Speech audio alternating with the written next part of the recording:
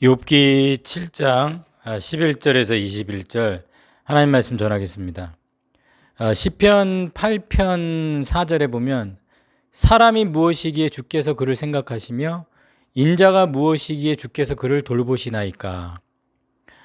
이 말씀은 인간의 어떤 고귀함, 존귀함을 말합니다. 아주 보잘것없는 인간이 이 전능하신 하나님의 관심의 대상이죠. 사람이 무엇이기에 주께서 그를 생각하시며, 그러면서 시편 8편 6절에 계속해서 주의 손으로 만드신 것을 다스리게 하시고 만물을 그의 발 아래 두셨으니, 땅의 주인의 지위로 존귀하게 하심에 대한 어떤 감사의 경탄, 경이로움을 표현하고 있습니다. 욥은 이런 시편 8편의 말씀과 비슷하게 말합니다. 17절에, 오늘 본문 17절에 사람이 무엇이기에.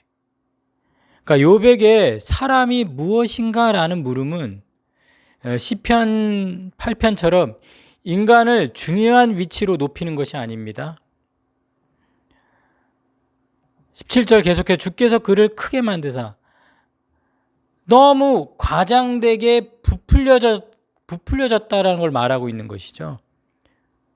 그것은 본문 또 앞에 좀 더 가보면 12절에 내가 바다니까? 바다 괴물이니까? 그러니까 욥은 이렇게 과장되고 부풀려져서 바다가 아닙니다. 더군다나 바다 괴물도 아닙니다. 자기 자신을 너무 크고 너무 강한 존재로 여기고 계십니까? 욥은 한낮, 한숨, 지나가는 바람, 실체 없는 구름처럼 힘이 하나도 없는 그런 존재입니다. 그런데 바다 괴물처럼 과대평가되어서 하나님의 반대편에 놓여서 어떤 공격의 대상, 대적자로 대해지고 있습니다. 그러면서 오늘 본문 17절에 그에게 마음을 두시고, 이거는 아까 시편 8편에 돌보시나이까와 이렇게 대응되는 표현인데, 그러니까 이렇게 돌보고 보살피는 긍정적인 의미도 있지만 부정적으로 보면 어떤 잘못에 대해서 그 벌을 집행하기 위해서 이렇게 감시하는. 그래서 12절에 오늘 본문에 이렇게 얘기하지 않습니까? 바다 괴물이니까 주께서 어찌하여 나를 지키시나이까. 하나님이 지금 감시하시고 무자비하게 그리고 끝없이 조사하시면서 이 욥이 어떤 위험한 존재라도 되는 것처럼 하나님에 의해 감금되고 지켜져서 구금된 자가 되었습니다. 도대체 욥이 무엇이기에 과장되게 과대평가되어 하나님 반대편에 위험한 존재처럼 감시받고 감금되어야 합니까? 이것은 너무 어이없고 매우 부당합니다. 이거는 전혀 균형이 있지 않고 잔혹한 불균형입니다. 믿는 우리가, 예수 믿는 우리가 정말 원하는 게 뭡니까? 하나님이 나를 보시고 생각해 주시고 얼굴을 숨기지 마시고 나에게 시선을 고정해 달라고 간절히 구하지 않습니까? 내 소망은 주께 있나이다. 귀를 기울이셔서 잠잠하지 마소서. 그런데 욥은 그렇지 않습니다. 정반대의 태도를 취하고 있지 않습니까? 13절에 이렇게 얘기합니다. 혹시 내가 말하기를 내 잠자리가 나를 위로하고 내 침상이 내 수심을 풀리라 할 때에, 그러니까 지금 욥은 위로를 원하죠. 모든 걸 잊게 해주는 잠을 생각하면서 위로를 소망합니다. 그 위로의 소망마저도 하나님이 빼앗고 가져가 버리셨다. 14절에 주께서 꿈으로 나를 놀라게 하시고 환상으로 나를 두렵게 하시나이다. 꿈으로 욥을 무섭게 하고 악몽들로 욥의 잠을 계속적으로 방해하고 쉬어야 할 때조차도 가장 무서운 하나님의 공격의 희생자가 되고 있다. 욥은 지금 어떤 종류의 위로도 붙잡을 수 없습니다. 인간 위로자 새 친구도 이젠 있지만 인간 위로자도 없고 하나님의 위로조차도 자기에게는 없는, 그래서 위로에 대한 어떤 기대, 가질 수 있는 모든 것은 박살나 버렸습니다. 그래서 15절에 이러므로 내 마음이 뼈를 깎는 고통을 겪으니 차라리 숨이 막히는 것과 죽는 것을 택하리이다. 욥의 선택은 죽음이다. 이거보다 더 좋은 선택은 더 이상 없다.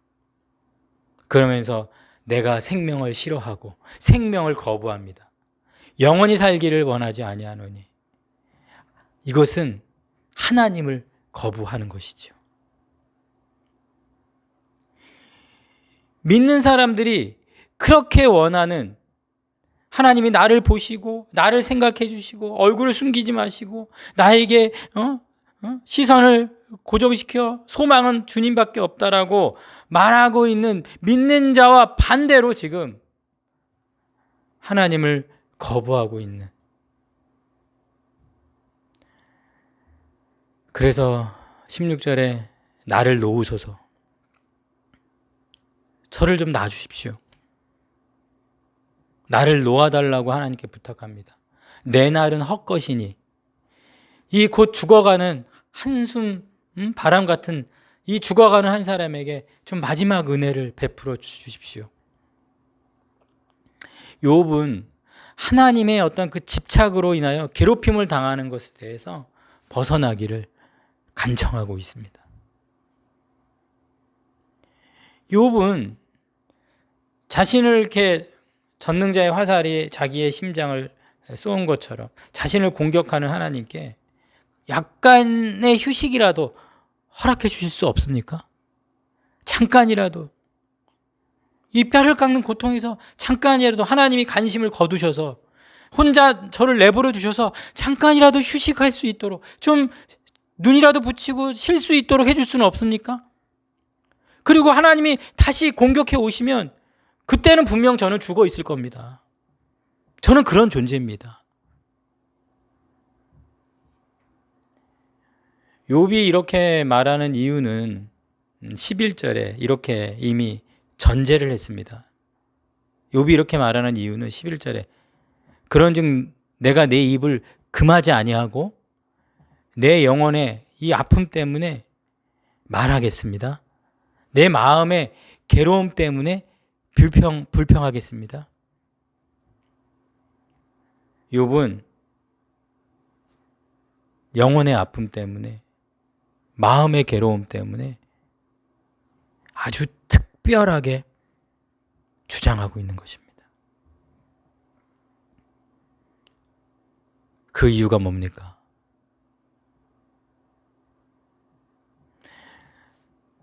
욥은 20절에 가보면 또 이렇게 얘기합니다. 사람을 감찰하시는 이여 내가 범죄하였던들 주께 무슨 해가 되오리이까. 어떻게 보면 인간의 죄가 아무것도 아닌 것처럼 말하는 것지만 인간의 죄가 사소하다라고 말하는 것이 절대 아닙니다. 욥이 범죄하였던들 자기는 어쨌든 곧 죽을 것이다. 그러니까 벌을 내리시는 그 형 집행을 잠시 멈춘다고 해도 무슨 해가 되겠습니까? 하나님께 아무런 해도 되지 않습니다. 욥의 날들이 너무 적어서 최후의 죽음으로 끝날 것이기 때문입니다. 20절 계속해서 어찌하여 나를 당신의 관역으로 삼으셔서 내게 무거운 짐이 되게 하셨나이까. 그러니까 하나님의 관역으로 삼아 저를 목표로, 욥을 목표로 삼는 것은 너무도 가혹하다 말하고 있는 것이죠. 그러면서 21절에 주께서 어찌하여 내 허물을 사하여 주시지 아니하시며 내 죄악을 제거해 버리지 아니하시나이까. 욥은 이제 자신의 죄를 인정하는 걸까요? 욥은 지금부터 자신의 죄가 있다고 생각하고 말하는 것입니까? 지금까지 욥의 흐름을 볼 때 여기서 얘기하는 내 허물은 하나님이 볼 때 내 죄악을 의미하는 거죠. 그러니까 만일 내가 죄를 지었다고 하나님이 그렇게 보신다면, 나의 가정적인 죄, 상상된 죄를 말하는 겁니다. 그래서 욥이 지금 강조하는 것은 자기의 죄를 인정하는 것에 있지 아니하고 하나님의 너그러움, 그 간용에 대한 간청이라는 것입니다. 그러면서 21절에 내가 이제 흙에 누우리니 주께서 나를 애써 찾으실지라도 내가 남아있지 아니하리이다. 자신이 더 이상 존재하지 않을 것을 다시 한번 확증적으로 강조하고 있습니다. 이렇게 욥은 현재 지금 7장, 6장, 7장 그 욥의 그 현재 유일하게 원하는 건 얼마 남지 않은 남은 날들의 고통이 없도록 자신을 잠시라도 곧 죽을 거니까 혼자 내버려 둠을 통해 이 처절한 뼈를 깎는 고통에서 좀 벗어날 수 있게 해달라는, 그거 외에는 아무것도 요구하는 게 없는 것이죠. 그런데 잘 생각해 보십시오. 혼자 내버려 달라는 것은 하나님의 부재를 말하는 거거든요. 하나님이 좀 간신 같지 않고 하나님의 부재를 원하지만 또 이러한 요구의 대상은 현존하는 하나님이거든요. 그러니까 여기서 욥의 태도의 양면성을 볼 수가 있는데 하나님의 현존과 하나님의 부재에 대한 그런 욥의 양면성이 오늘 욥에게 있어서 제일 괴롭고 힘든 영혼의 가장 큰 고통인 것입니다. 우리가 하나님을 믿고 하나님이 나를 보호하시고 나를 지키시고 나와 함께 하시기를 간절히 원하는데 지금 욥은 그렇게 하나님이 관심 갖고 사랑해 주시고 돌보시고 하는 그런 모든 것들이 역설적으로 이 고통을 계속해서 자기에게 짓누르고 있는 하나님의 압박으로 다가오기 때문에 하나님만 잠시 없어져 주시면 자기가 숨이라도 좀 쉬며 쉴 수 있을 것 같다는 어떤 그 마음의 고통과 이 고난의 한복판에서 느끼는 욥의 절절한 외침인 것입니다. 하나님은 살아계시고 절대 부재할 수 없는 사라지지 않는 분이란 사실. 그럼에도 욥이 살아계신 하나님께 요청하고 하나님이 부재하시기를 바라는 이 양면성은 욥이 겪고 있는 이 고난의 한복판에 나타나는 특별한 현상이고 그것 때문에 욥은 짓눌려져서 계속 이렇게 말해줄 수밖에 없는 욥을 오늘 우리가 느끼게 됩니다.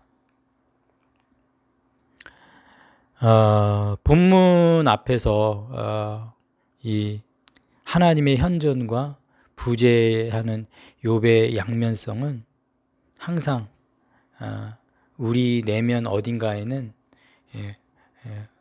꿈틀대고 있는지는 모르겠습니다.